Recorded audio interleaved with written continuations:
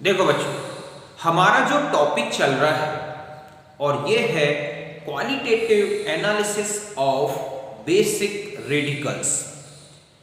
इसमें हम first group and second group इनके जो रेडिकल्स होते हैं इनके क्वालिटेटिव एनालिसिस को डिटेल में डिस्कस कर चुके हैं। आज जो हम डिस्कस करेंगे और ये होगा qualitative analysis of third group radicals. समझ गए बच्चों कि जो हमारा थर्ड ग्रुप है उसके कौन कौन से बेसिक रेडिकल्स हैं, उनका कैसे एनालिसिस किया जाता है, इसको हम डिटेल में डिस्कस करेंगे। ओके, तो फिर स्टार्ट करते हैं।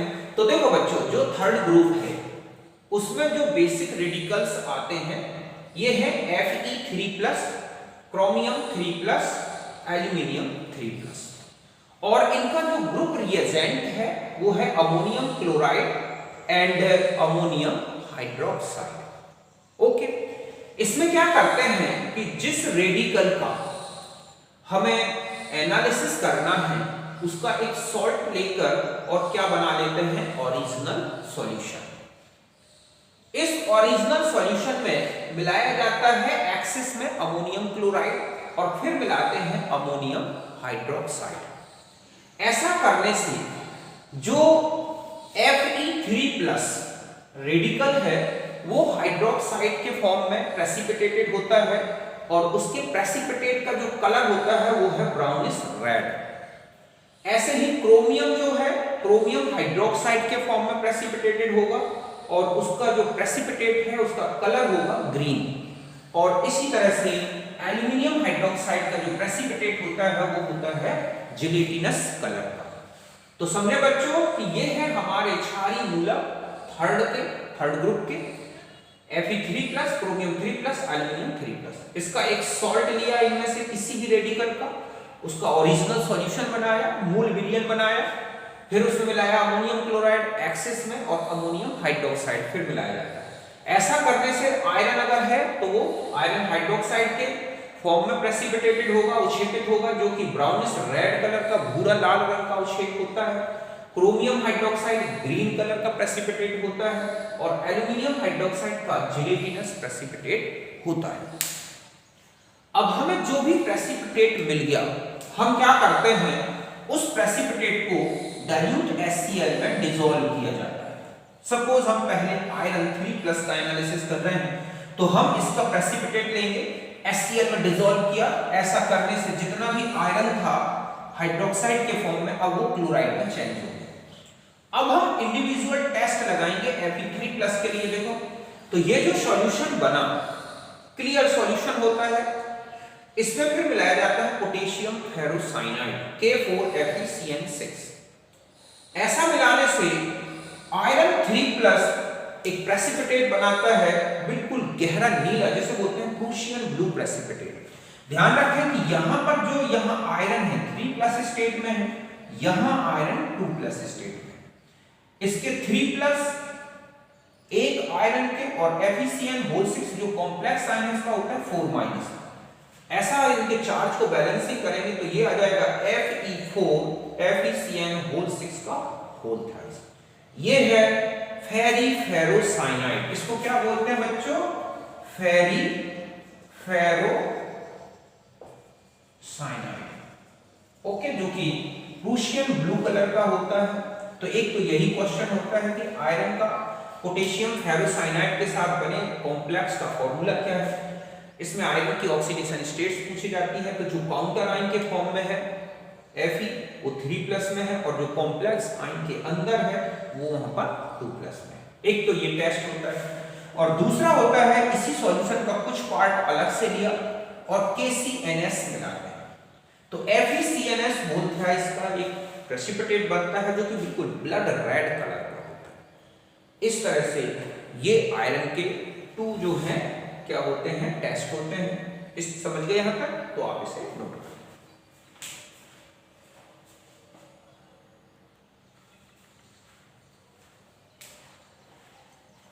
अब देखो बच्चों, अब हम नेक्स्ट आते हैं और ये है क्रोमियम 3+। तो क्रोमियम 3+ का जो हमें ग्रीन प्रेसिपिटेट मिला, ओके, तो इस प्रेसिपिटेट को NaOH में डिसॉल्व करके और उसमें मिलाया जाता है bromine water. Bromine water CrO3+ को 6+ में ऑक्सीडाइज्ड करता है और बनाता है Na2CrO4 सोडियम क्रोमेट, जो कि येलो क्लियर सॉल्यूशन होता है। ओके, अब क्या होता है कि इसमें फिर ऐड किया जाता है लेड एसीटेट। जैसे ही आप लेड एसीटेट मिलाओगे, लेड क्रोमेट का येलो प्रेसिपिटेट आएगा। समझिएगा, क्या आ जाएगा? लेड क्रोमेट का येलो प्रेसिपिटेट, और यही प्रेसिपिटेट आना ही क्रोमियम की प्रेजेंस को बताता है। तो ये है क्रोमियम का जो है एनालिसिस। फिर हम आते हैं एल्यूमिनियम 3+। तो देखो, एल्यूमिनियम 3+ जो होता है, हम जानते हैं कि ये प्रेसिपिटेटेड होता है जेलेटिनस प्रेसिपिटेट के फॉर्म में, व्हाइट जेलेटिनस।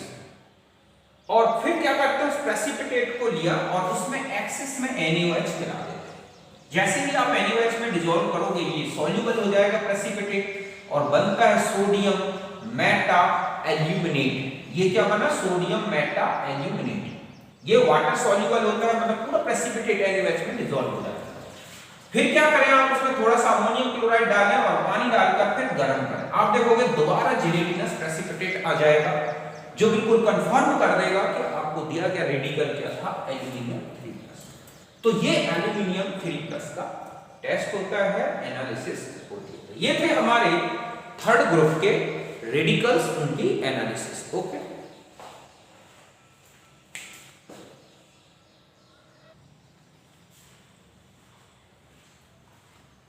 अब देखो बच्चों, अब हम आ जाते हैं फोर्थ ग्रुप के जो रेडिकल्स हैं। ओके, तो देखो बच्चों, जो फोर्थ ग्रुप है उसके जो रेडिकल्स हैं ये हैं Zn2+, Mn2+, Ni2+ और कोबाल्ट 2+।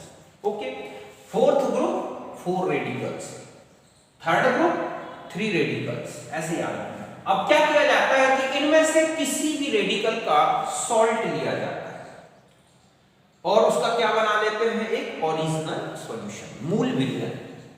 बाकी मैं बता ही चुका हूं कैसे बनाते हैं ओरिजिनल सॉल्यूशन। फिर उसमें H2S गैस पास की जाती है अमोनियम हाइड्रोक्साइड और अमोनियम क्लोराइड की प्रेजेंस में। अब आता है कि यहां पर भी H2S गैस पास की गई है और सेकेंड ग्रुप में भी H2S गैस पास की गई थी, बट वहां पर जो H2S गैस आपने पास की थी वो एसिडिक मीडियम में की गई थी, जबकि यहां पर जो H2S गैस पास की गई है वो बेसिक मीडियम में है। ऐसा क्यों है बच्चों? इससे रिलेटेड क्वेश्चंस बनते हैं। तो रीजन ये है कि जो सेकेंड ग्रुप के रेडिकल्स हैं उनके जो सल्फाइड्स होते हैं उनके सॉल्युबिलिटी प्रोडक्ट काफी कम होते हैं।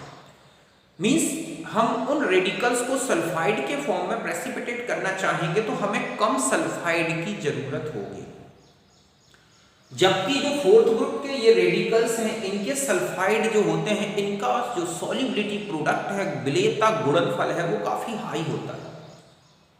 अब ऐसे में क्या होगा कि यहां पर हमें इन रेडिकल्स को सल्फाइड के फॉर्म में प्रेसिपिटेटेड करना है तो हमें ज्यादा से ज्यादा सल्फाइड आयन चाहिए।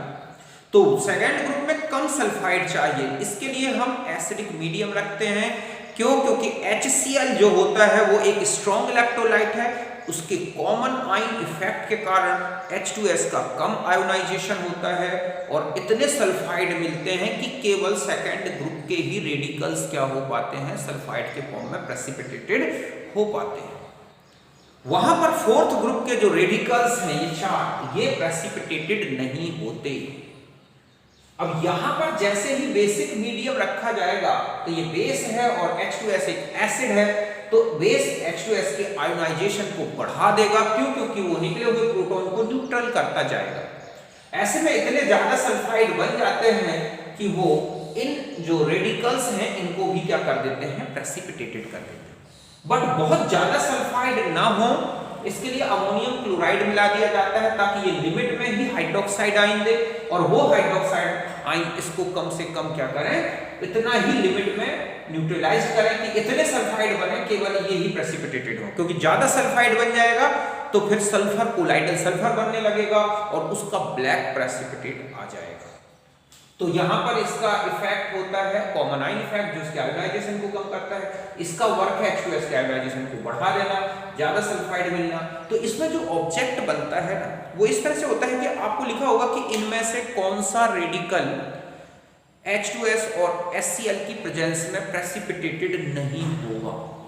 तो ध्यान रखें, फोर्थ ग्रुप का कोई भी रेडिकल आपको दिख जाए ये प्रेसिपिटेटेड नहीं होते। समझ गए ना, कहां पर, एसिडिक मीडियम में H2S गैस। लेकिन ध्यान रखें कि फोर्थ ग्रुप में सेकंड ग्रुप के जितने कैटाइंस हैं मींस रेडिकल्स वो सब के सब प्रेसिपिटेटेड हो सकते हैं। क्यों? क्योंकि उनको तो कम सल्फाइड चाहिए, ज्यादा मिलेंगे तो प्रेसिपिटेटेड होगी, बाहर आ जाएंगे। बट फोर्थ ग्रुप के मेंबर सेकंड ग्रुप में प्रेसिपिटेटेड नहीं होते। तो ये बात अच्छी तरह समझ गए होंगे। अब हम आगे आते हैं। तो जैसे ही आपने H2S गैस पास की, ऐसा करने से अगर व्हाइट प्रेसिपिटेट आता है तो जो आपको सॉल्ट दिया गया है वो जिंक होगा, मींस उसमें जिंक का आयन होगा, जिंक 2+।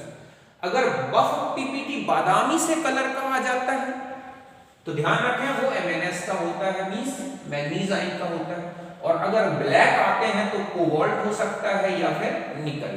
COS और NiS दोनों के जो प्रेसिपिटेट हैं वो ब्लैक होते हैं। यहां तक बात समझ गए। अब जो भी आपके पास प्रेसिपिटेट आ गया, सपोज हम फर्स्ट इसका ले रहे हैं जिंक 2+, तो हमारे पास ये जो व्हाइट प्रेसिपिटेट है PPT, इसको किस में डिसॉल्व किया जाता है? HCl में। एक क्लियर सॉल्यूशन बनेगा, उस क्लियर सॉल्यूशन में फिर मिलाया जाता है NaOH। जैसे ही आप 1-2 ड्रॉप NaOH डालोगे व्हाइट प्रेसिपिटेट आ जाता है जो कि ZnOH बनने के कारण। अब क्या होगा, अगर आप लगातार NaOH डालते रहेंगे, एक्सेस में हो जाएगा NaOH, तो एक कॉम्प्लेक्स बन जाता है Na2ZnO2। ये सॉल्युबल होता है उस मीडियम में, बेसिक मीडियम में। तो पूरा का पूरा प्रेसिपिटेट डिसअपीयर हो जाएगा, मींस यहां पर जो PPT था वो क्या हो जाएगा? डिसअपीयर हो जाएगा। डिसअपीयर होने का मतलब ही है कि आपके पास जो प्रेसिपिटेट आया था वो जिंक हाइड्रोक्साइड का था। और कंफर्म करना है तो इसी डिसअपीयर सॉल्यूशन जो है, क्लियर सॉल्यूशन है, उसमें फिर से जाके आप H2S गैस पास करके देख लो, दोबारा व्हाइट प्रेसिपिटेट आ जाए तो कंफर्म हो गया कि आपको Zn2+ दिया गया। कुल मिला के ये होते हैं जिंक 2+ आयन के रेडिकल के एनालिसिस के टेस्ट। अब हम आ जाते हैं Mn2+ में। Mn2+ में जैसे आप देखते हैं कि आपके पास ये प्रेसिपिटेट आ गया, बफ प्रेसिपिटेट, उसमें HCl डाला है, वो डिसॉल्व हो गया प्रेसिपिटेट। अब उसमें मिलाया जाता है ये बन गया आपके पास एक सॉल्यूशन, क्लियर सॉल्यूशन, उसमें मिलाया NaOH और HBrO। ऐसा करने से पहले मिलता है MnO2, ये रिएक्शन होती है और क्या बन जाता है? MnO2। फिर MnO2 को नाइट्रिक एसिड में डिसॉल्व करते हैं तो मैंगनीज नाइट्रेट बनता है। यहां पर ये जो था हमारा 4+ में था, अब 2+ में आ गया। और फिर इसके बाद ये जो Mn2 है इसमें मिलाया जाता है, ये है सिंदूर Pb3O4, ठीक है, रेड लेड जो होता है उसको मिलाया और नाइट्रिक एसिड जो एक्सेस पे मिलाते हैं, तब हमें एक पिंक कलर का प्रेसिपिटेट मिलता है, जो कि यहां पर आप देख रहे थे कि 2+ में था और अब यहां जाके कितने प्लस में आ गया? 6+ में। और ये जो बनता है ये पिंक कलर का होता है। तो जैसे ही प्रेसिपिटेट पिंक कलर का आ गया, कंफर्म हो गया कि Mn2+ था। मतलब हम सीधा सा है, जो आपका प्रेसिपिटेट था वो लिया, HCl डाला, NaOH डाला, HBrO डाला, नाइट्रिक एसिड और फिर सिंदूर, लाल पिंक कलर का प्रेसिपिटेट आ गया, हमारा कंफर्म हो गया कि हमारे पास Mn2+ था। यहां तक बात समझ गए, आगे नहीं।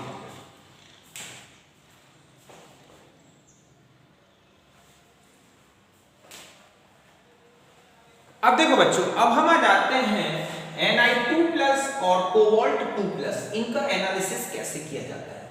तो अभी मैंने आपको बताया कि जैसे ही हम इनके सॉल्ट में, निकल के या कोबाल्ट के, ठीक है, निकल के या कोबाल्ट के सॉल्ट में जैसे ही H2S पास करते हैं, एक ब्लैक प्रेसिपिटेट आता है। इस प्रेसिपिटेट को एक्वा रेजिया में घोला जाता है, क्योंकि ये HCl में नहीं घुलता, ना ही नाइट्रिक एसिड में डिसॉल्व होता, ना ही एसिटिक एसिड में। इसको किस में डिसॉल्व किया जाता है? एक्वा रेजिया में। ऐसा करने से निकल हो या कोबाल्ट हो, इस तरह से क्लोराइड में चेंज हो जाते हैं और एक क्लियर सॉल्यूशन मिल जाता है। ओके, अब क्या होता है, इस क्लियर सॉल्यूशन से निकल का जो एनालिसिस है या टेस्ट है वो इस तरह से लगाया जाता है। सॉल्यूशन लिया, अमोनियम हाइड्रोक्साइड के कुछ ड्रॉप्स मिलाए और फिर मिलाया जाता है DMG, डाइमिथाइल ग्लाइऑक्सिम। DMG निकेल के साथ एक कॉम्प्लेक्स बनाता है जो कि बिल्कुल रेड कलर का होता है। तो रेड प्रेसिपिटेट आते ही समझ जाएं कि आपके पास क्या है, निकेल है, मतलब ब्लैक प्रेसिपिटेट में निकेल था। अब इसका ना इसमें क्वेश्चन आ जाता है कि इस कॉम्प्लेक्स में कितने हाइड्रोजन बॉन्ड्स हैं, कितने 5 मेंबर्ड रिंग्स हैं, कितनी 6 मेंबर्ड रिंग्स हैं। तो देखो इसका जो कॉम्प्लेक्स है ये है इतना part CH3 CH3 CH3 CH3 CCNN OH, और यहां पर H होता है जो हट के इस बेस की प्रेजेंस में हटने के कारण, मतलब इस तरह से होता है एक्चुअली में, ये ग्लाइऑक्सिजन में ये होता है। पहले मैं इतना बता दूं कि ये होता है ग्लाइऑक्सिजन, ठीक है, यहां पर H और यहां पर OH ऐसे। जैसे ही हम बेसिक मीडियम लगाते हैं यहां माइनस आ जाता है, ये माइनस पूरा का पूरा इसको डोनेट कर दिया जाता है। ओके, यहां पर लोन पेयर नाइट्रोजन अपना डोनेट करता है, जबकि यहां पर अभी लोन पेयर बना रहता है। ये सब ये लोन पेयर इसको डोनेट कर दिया जाता है, और यहां पर lone pair central metal atom को निकल को दिया गया। तो ये रिंग देखो आप 1 2 3 4 5, ये जो रिंग दिख रही है आपको, ये कैसी है, 5 मेंबर्ड रिंग, हेटेरोसाइक्लिक रिंग है। ऐसे ही 5 मेंबर्ड रिंग यहां दिख रही है। ये जो O है, इसका O है और इसका OH, ये एक दूसरे से हाइड्रोजन बॉन्ड बनाते हैं। तो आप देखो यहां पर कितने एटम्स दिख रहे हैं, ये रिंग कितनी है, 6 मेंबर्ड, जबकि ये क्या है, 5 मेंबर्ड। तो एक 6 मेंबर्ड रिंग यहां दिख रही है, एक ये दिख रही है। जस्ट ऐसा ये 5 मेंबर्ड है, 5 मेंबर्ड। तो 5 मेंबर्ड रिंग्स होती हैं कितनी, 2। 6 मेंबर्ड रिंग्स कितनी होती हैं, 2। हाइड्रोजन बॉन्ड्स कितने हैं, 1 यहां 1 यहां 2। तो इस तरह से एक कॉम्प्लेक्स में ये पॉइंट्स याद रखने हैं और इससे रिलेटेड एक क्वेश्चन आता रहता है। यहां तक नोट करें।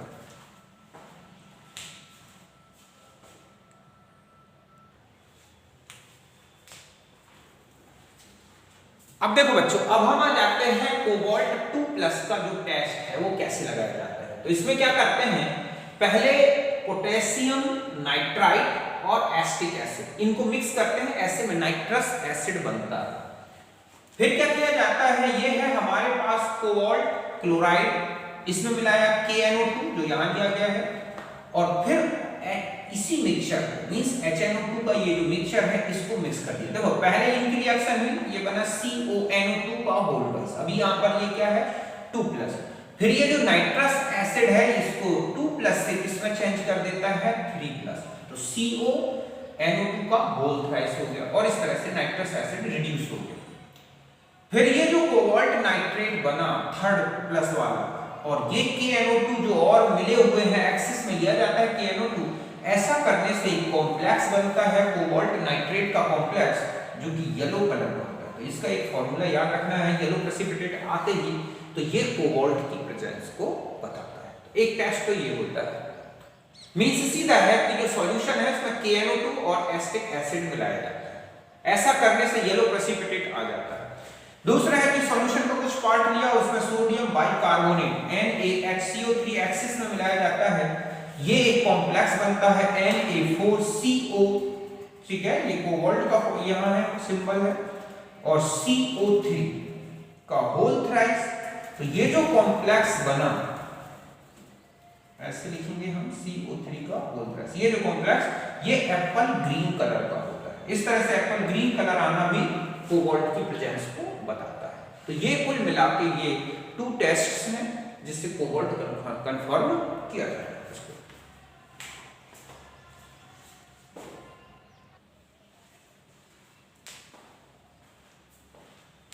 अब देखो बच्चों, अब हम आ जाते हैं, नेक्स्ट है 5th ग्रुप। ओके, जो 5th ग्रुप है उसके जो रेडिकल्स हैं ये है बेरियम 2+, कैल्शियम 2+, स्ट्रोंशियम 2+। इनके किसी भी एक का सॉल्ट लिया और उसका क्या बना लिया, ओरिजिनल सॉल्यूशन। और फिर इसमें जो हमारा ग्रुप रिएजेंट है इसका, ये है अमोनियम कार्बोनेट, इसकी प्रेजेंस में अमोनियम हाइड्रोक्साइड। ऐसा करने से अगर व्हाइट प्रेसिपिटेट आता है तो ये तीनों का व्हाइट प्रेसिपिटेट होता है। अब हमें इन्हें कैसे कंफर्म करेंगे कि कैल्शियम है कि स्ट्रोंशियम है कि बेरियम, तो आगे के हम टेस्ट समझेंगे। तो इस तरह से तीनों के जो प्रेसिपिटेट आते हैं और शेप आते हैं वो व्हाइट सफेद होते हैं। क्या किया जाता है कि ये जो व्हाइट प्रेसिपिटेट है, चाहे किसी का भी हो, चाहे वो CaCO3 हो, चाहे BaCO3 हो, SrCO3 है, इसको किस में डिसॉल्व करते हैं? एसिटिक एसिड में। उसमें क्या मिला देते हैं? Acetic acid. ऐसा करने से हमें एक क्लियर सॉल्यूशन मिलेगा जो इस तरह से जो हमारे कार्बोनेट्स थे वो एसीटेट के फॉर्म में डिसॉल्व हो जाते हैं। ओके, अब क्या किया जाता है? एक एक करके टेस्ट लगाया जाता है। ये जो हमारे पास क्लियर सॉल्यूशन है उसका कुछ पार्ट लिया, K2CrO4 ऐड किया। ऐसा करने से येलो प्रेसिपिटेट आ जाता है, ये बताता है बेरियम की प्रेजेंस को। ऐसे ही हमारा इसी सॉल्यूशन का कुछ पार्ट लिया इस क्लियर सॉल्यूशन का, उसमें अगर ये येलो प्रेसिपिटेट नहीं आ रहा है तो हम दूसरा पार्ट लें और उसमें मिलाते हैं अमोनियम सल्फेट। स्ट्रोंशियम सल्फेट का व्हाइट प्रेसिपिटेट आता है, स्ट्रोंशियम की प्रेजेंस को बताता है। मान लो ये भी नहीं आ रहा है, तब फिर लास्ट होता है सॉल्यूशन में अमोनियम ऑक्सीलेट मिलाएं। कैल्शियम ऑक्सीलेट बनने से व्हाइट प्रेसिपिटेट आता है। तो अगर यहाँ व्हाइट प्रेसिपिटेट आया है तो कोई ना कोई एक रेडिकल तो आएगा। इसके अलावा यहाँ पर फ्लेम टेस्ट भी लगा दिया जाता है। फ्लेम टेस्ट में क्या करते हैं? सॉल्ट लिया, प्लेटिनम के वायर में हल्का सा लगाया और बुनसन फ्लेम में ले जाते हैं। अगर वो ग्रीन कलर की फ्लेम देता है, बुनसन फ्लेम कैसी हो जाती है? ग्रीन, तो बेरियम की प्रेजेंस बताएगा। ब्रिक्स रेड कलर का हो जाता है, ईंट जैसा लाल दिखता है, तो कैल्शियम की। और क्राइसिन रेड, किरमिची लाल, मिर्ची जैसा लाल दिखता है, तो वो स्ट्रोंशियम की प्रेजेंस को बताता है। तो यहाँ पर एक ड्राई टेस्ट भी लगाया जा सकता है इन आयंस के आइडेंटिफिकेशन में। तो यहां तक समझ गए? तो ये था हमारा 5th ग्रुप का टेस्ट।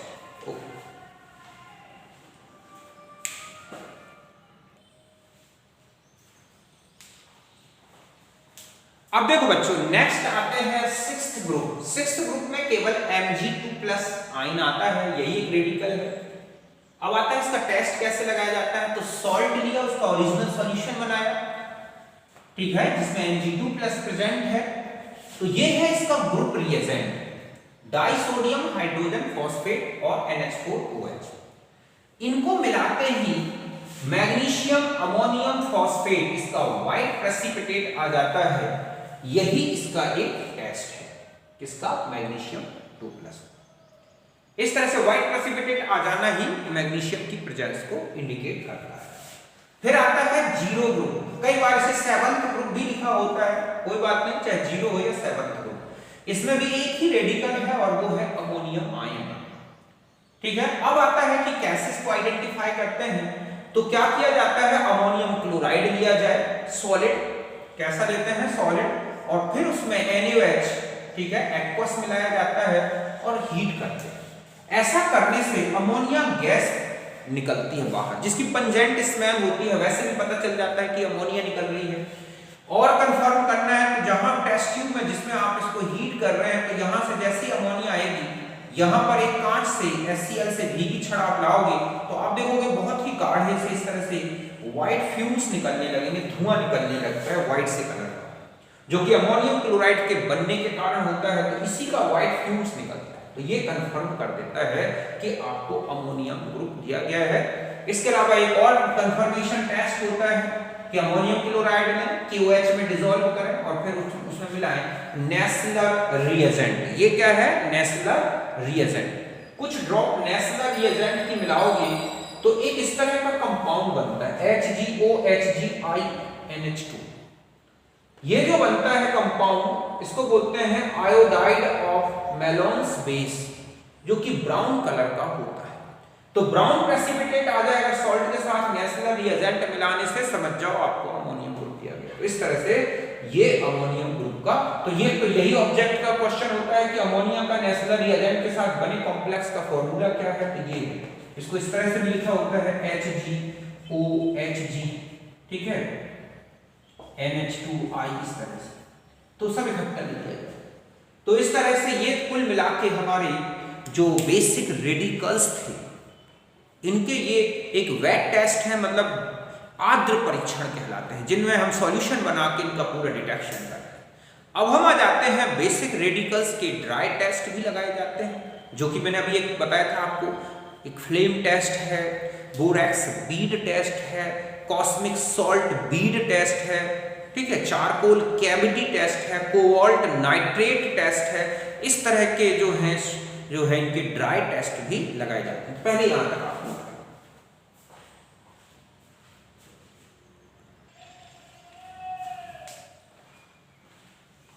अब देखो बच्चों, नेक्स्ट आते हैं, अभी मैंने आपको बताया था कि जो हमारे बेसिक रेडिकल्स हैं उनके क्या लगाए जाते हैं, ड्राई टेस्ट। ओके, तो dry test for basic radicals में ये आते हैं, एक होता है flame test, borax bead test, microcosmic salt bead test, charcoal cavity test, ठीक है, कोबाल्ट नाइट्रेट चारकोल टेस्ट।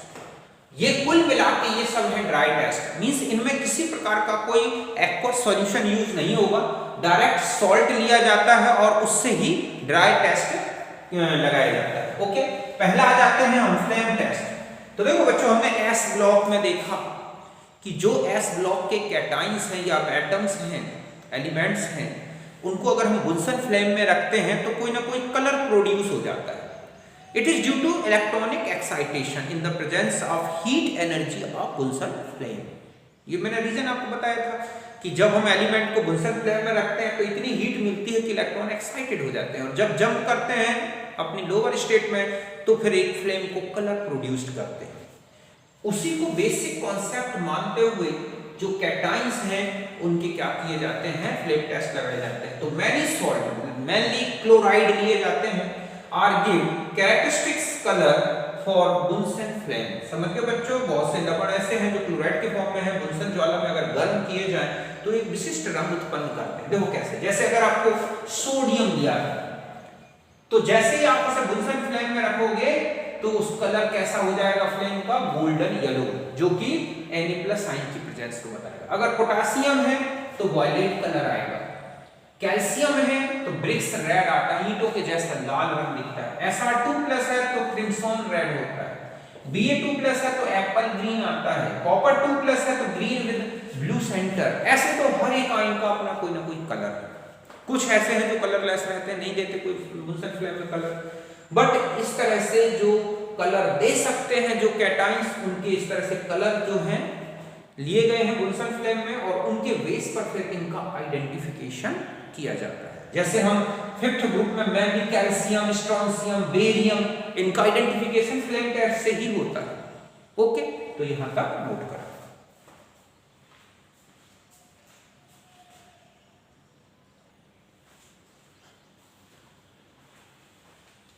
अब देखो बच्चों, नेक्स्ट आते हैं और ये है बोरैक्स बीड टेस्ट, सुहागा मन का परीक्षण।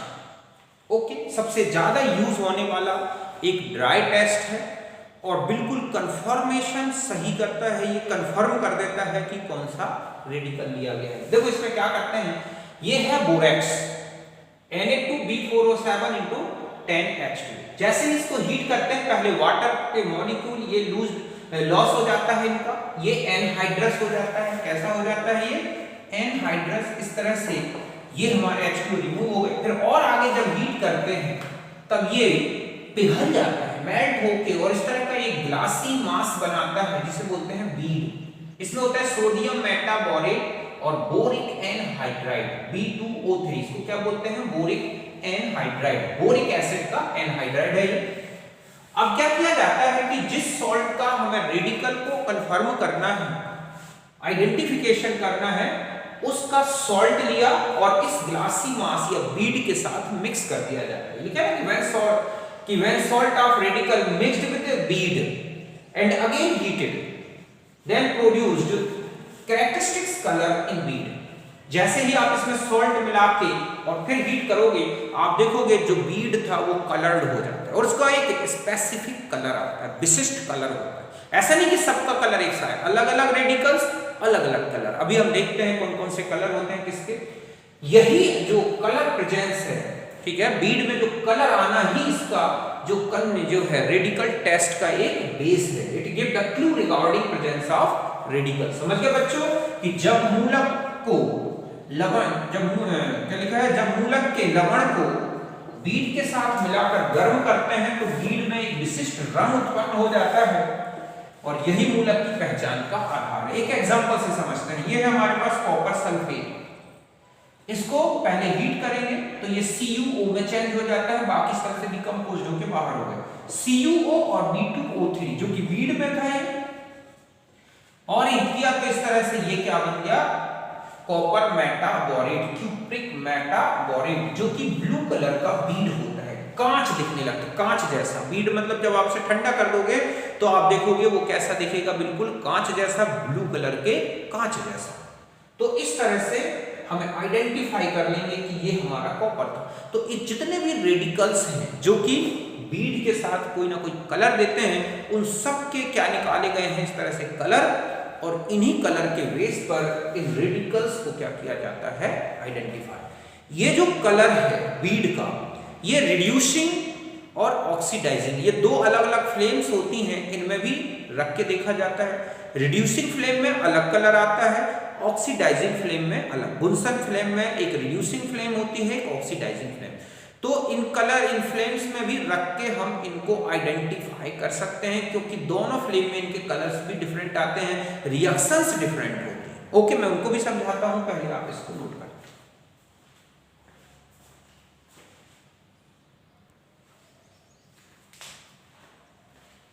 अब देखो बच्चों, अब यहां पर मैंने अभी आपको बताया कि जो मेटाबोरेट्स हैं उनको ऑक्सीडाइजिंग फ्लेम में और रिड्यूसिंग फ्लेम में रखा जाता है। ऐसा करने से एक ही मेटाबोरेट डिफरेंट कलर्स देता है फ्लेम बदलने से। ऐसा क्यों? क्योंकि इनमें रिएक्शंस भी अलग अलग होती हैं। जैसे देखो, जो क्यूप्रिक मेटाबोरेट है, अगर इसको ऑक्सीडाइजिंग फ्लेम में रखते हैं तब तो ये ब्लू कलर का रहता है, ओके। और जब इसे रिड्यूसिंग फ्लेम में रखते हैं तो उस फ्लेम में जो कार्बन होता है इसको रिड्यूस कर देता है, और यहाँ कॉपर 1+ में आ गया, कॉपर 1+ कलरलेस आयन होता है, तो ये कैसा हो जाता है, कलरलेस। मींस ऑक्सीडाइजिंग फ्लेम में कॉपर जो मेटाबोरेट है वो दिखता है ब्लू कलर का, जबकि जो रिड्यूसिंग फ्लेम है उसमें ये दिखता है कैसा, कलरलेस। अब मैं कुछ इंपॉर्टेंट कैटाइंस या उनके मेटाबोरेट्स हैं, उनके रिड्यूसिंग और ऑक्सीडाइजिंग फ्लेम्स में किस तरह से कलर्स होते हैं उनका एक चार्ट बना देता हूं, उसको आप याद रखना।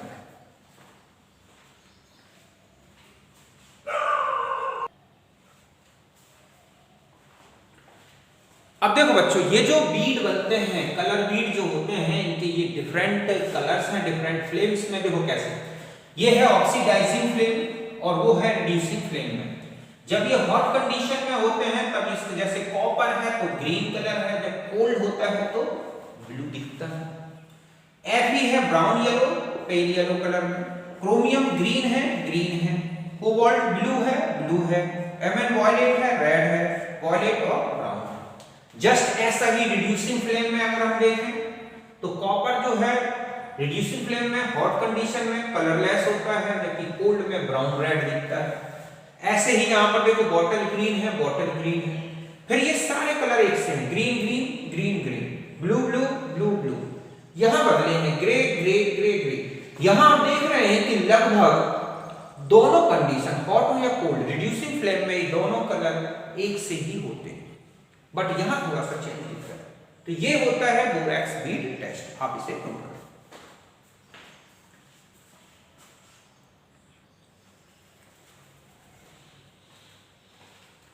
अब देखो बच्चों, नेक्स्ट में आते हैं और ये है माइक्रोकॉस्मिक सॉल्ट बीड टेस्ट। बिल्कुल वैसा ही है जैसे बोरैक्स बीड टेस्ट होता है, वहां पर बोरैक्स का यूज होता है, यहां पर माइक्रोकॉस्मिक सॉल्ट का यूज होता है। सोडियम अमोनियम हाइड्रोजन फॉस्फेट, इसको बोलते हैं माइक्रोकॉस्मिक सॉल्ट। इसको हीट करने से ये बनता है सोडियम मेटाफॉस्फेट। जैसे उसमें बोरिक एनहाइड्राइड बनता है, इसमें सोडियम मेटाफॉस्फेट। ये जो सोडियम मेटाफॉस्फेट होता है, ये मेटालिक जो ऑक्साइड्स होते हैं, जैसे कि आपने देखा था क्यूप्रिक ऑक्साइड बना था, तो मेटालिक ऑक्साइड के साथ कंबाइंड होता है और एक कलर्ड ऑर्थोफॉस्फेट बनाता है। क्या बनाता है? Coloured orthophosphate. ये जो कलर्ड ऑर्थोफॉस्फेट बनाता है, यही है रेडिकल के आइडेंटिफिकेशन का एक क्लू, बेस। यही मैंने लिखा है कि NaPO3 combined with metallic oxide to form colored orthophosphate. It gives clue regarding presence of radical. समझ गए बच्चों कि ये जो NaPO3 है धातु ऑक्साइड से जुड़कर एक रंगीन फॉस्फेट बनाता है, ये मूलक की पहचान का आधार है। मींस जैसे CuO है तो NaPO3 से रिएक्शन करेगा NaCuPO4, इस तरह से ये एक मेटाफॉस्फेट बन गया। सॉरी, ये है ऑर्थोफॉस्फेट, ये था मेटाफॉस्फेट, और ये जो है किस कलर का है, जैसे ब्लू कलर। अब इसमें भी अलग अलग कलर्स होते हैं, ऑक्सीडाइजिंग फ्लेम में और रिड्यूसिंग फ्लेम में। देखो कैसे, जैसे कॉपर है, जब हॉट कंडीशन में है तो ग्रीन दिखता है, जब कोल्ड कंडीशन में है तो ब्लू दिखता है। आयरन है, येलो होता है, कोल्ड हॉट कंडीशन में, कोल्ड में है yellow. Chromium green green, Mn violet violet, और कोबाल्ट ब्लू ब्लू। मतलब ये लगभग कलर, इन दो को छोड़ दें, इस पहले वाले को छोड़ दें तो लगभग सेम कलर हैं हॉट और कोल्ड कंडीशन में, ऑक्सीडाइजिंग फ्लेम। अब आ जाते हैं रिड्यूसिंग फ्लेम में, तो Cu कलरलेस होता है हॉट कंडीशन में, कोल्ड कंडीशन में कैसा होता है, रेड कलर का, जो कि आपने इसके पहले भी बेड में देखा था। ऐसे ही yellow iron colourless, green green, colourless colourless, blue blue, इस तरह से ये कलर्स होते हैं माइक्रोकॉस्मिक बीड के साथ। इस बेस पर भी हम क्या कर सकते हैं, जो बेसिक रेडिकल्स हैं उनको आइडेंटिफाई कर सकते हैं ड्राई टेस्ट में। ओके, तो यहां तक नोट करें।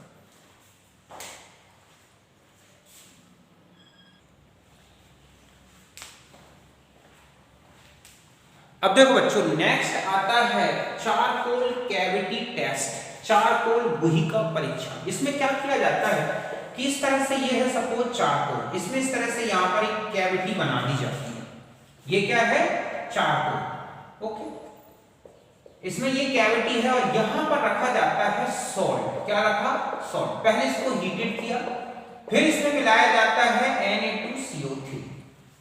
ओके, सॉल्ट रखा कि substance means salt is heated in cavity of charcoal and mixed with 0.2 gram Na2CO3 and heated. The following reaction takes place. mainly reduction of radical होता है। तो समझ गए बच्चों कि लवण को चारकोल में बनी गुहिका में गर्म करते हैं, इसके पश्चात 0.2 ग्राम Na2CO3 मिलाया जाए, फिर गर्म किया जाता है। तो देखो क्या रिएक्शन है। सपोज आपके पास एक सॉल्ट है CuCl2, तो CuCl2 को Na2CO3 के साथ हीटेड करेंगे तो पहले बनेगा CuCO3 जो आगे डिकम्पोज होगा CuO में, और ये जो चारकोल का कार्बन है ये कहां से मिल रहा है, चारकोल। तो इस चारकोल के कार्बन से रिड्यूस होकर और किसमें चेंज हो जाता है, मेटल में, और एक मेटालिक बीड बन जाती है। ऊपर एक पिल जो है इस तरह का एक ग्लासी मैटर सा दिखता है, वो है मेटालिक बीड। इसको कलर देखा जाता है, जैसे फॉर्मेशन ऑफ मेटालिक बीड, केवल मेटल बन रहा है तो ये लस्ट्रस व्हाइट मैलेबल, अगर वो चमकदार सफेद दिख रहा है तो वो किसका होगा, Ag का। और वैसे भी Ag चमकदार दिखता है, ठीक है। ग्रेयस व्हाइट में ठीक होता है, जो कि मार्क्स पेपर, मतलब एक ऐसा ग्रे से कलर की व्हाइट मैटर दिखती है, अगर उसमें आप पेपर रखेंगे तो उसमें मार्क्स बन जाते हैं, तो वो क्या है, लेड है। अगर व्हाइट है डज नॉट मार्क पेपर तो वो Sn है। रेड बीड दिखता है तो कॉपर होगा, येलो बीड दिखता है तो MbI होगा। मतलब जो बीड बन रहा है, जो ऊपर मेटल दिख रहा है, उसका कलर देख के इनको आइडेंटिफाई किया जाता है, ये है। जस्ट ऐसा ही इंक्रस्टेशन विद मेटल। अब अगर धातु की सतह पर बीड जो बन रहा है उसके ऊपर अगर एक पपड़ी सी बन रही है, उसको बोलते हैं इंक्रस्टेशन, पपड़ी बनना। अगर वो व्हाइट इंक्रस्टेशन है और ब्रिटल नेचर का है तो वो Sb होगा। येलो है इंक्रस्टेशन लेकिन ब्रिटल नेचर का है तो बिस्मथ है, और येलो है लेकिन मैलेबल है तो वो लेड है।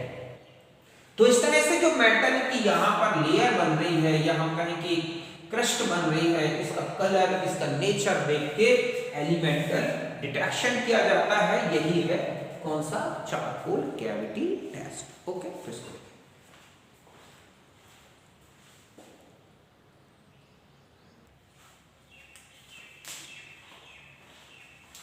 अब देखो बच्चों, लास्ट जो हमारा ड्राई टेस्ट है ये है कोबाल्ट नाइट्रेट टेस्ट। बिल्कुल चारकोल कैविटी टेस्ट के जैसा ही है। इसमें क्या किया जाता है कि जो सब्सटेंस है, मींस सॉल्ट है, उसमें क्या मिलाया, ट्वाइस Na2CO3, मतलब जितना सॉल्ट लिया उसका जस्ट डबल क्या मिला देते हैं, Na2CO3। और फिर इस मिक्सचर को किस में रखा जाता है, चारकोल कैविटी में।